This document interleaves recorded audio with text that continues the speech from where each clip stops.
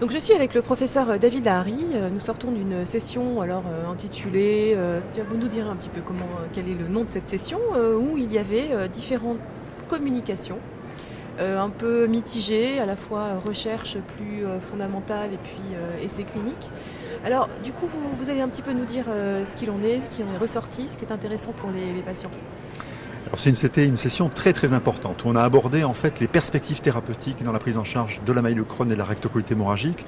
Et en fait c'était un mix entre deux types de présentations, des choses qui étaient très fondamentales sur des nouvelles pistes de compréhension de ces maladies qui peut-être permettront dans 5-10 ans d'avoir des nouveaux médicaments. Et puis d'un autre côté des avancées thérapeutiques avec ce qu'on appelle des études de phase 3, c'est-à-dire des études où on teste les nouveaux médicaments à très large échelle et avec quand même des scoops puisqu'il y a 2 médicaments qui ont donné des résultats positifs dont on peut imaginer qu'ils soient assez rapidement sur le marché et donc disponibles pour traiter la maille de Crohn pour l'un, la rectocolite hémorragique pour l'autre. Alors on vous écoute. Donc le premier candidat, c'est un médicament dont on parle déjà, qui s'appelle le Stelara, l'ustekinumab, pour lequel on a déjà une petite utilisation en France chez les patients qui sont vraiment en échec de tous les traitements classiques. Là, il a été présenté les résultats de l'essai d'entretien qui montrent que c'est un traitement qui, en entretien, est bien plus efficace que le placebo.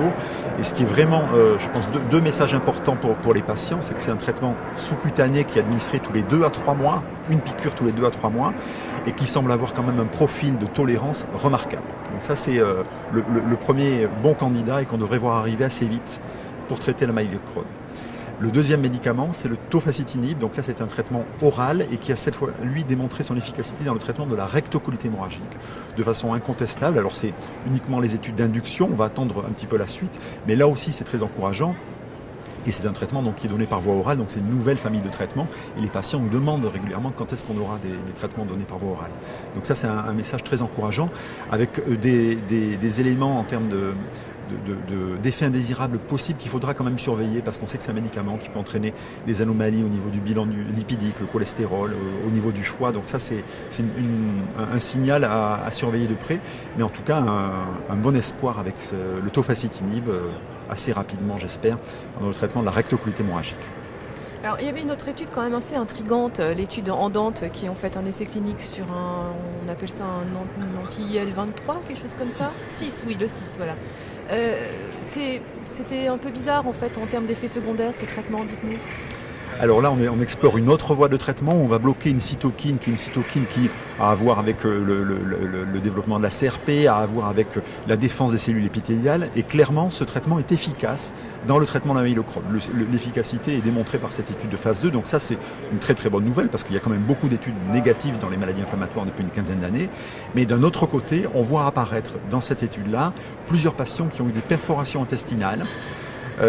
Qui sont passés un petit peu inaperçus parce que ce médicament bloque la voie de la CRP. Donc c'est des malades qui ne montent pas leur CRP et qui pour autant perforent leur tube digestif. Alors il y a eu quelques cas chez les malades qui ont reçu la plus forte dose, donc à surveiller. En tout cas, je pense que l'histoire va continuer avec la phase 3.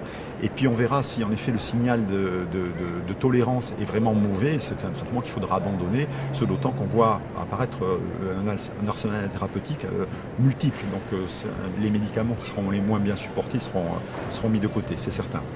Alors, dernière petite question quand même. Là, on arrive presque fin de 3e journée. Demain, c'est la fin du congrès du DW. Vous avez des choses à nous dire là-dessus? Quel est votre sentiment sur ce congrès là cette année? Alors donc demain on aura à peu près récupéré du décalage horaire, donc c'est une bonne nouvelle, il sera temps de rentrer.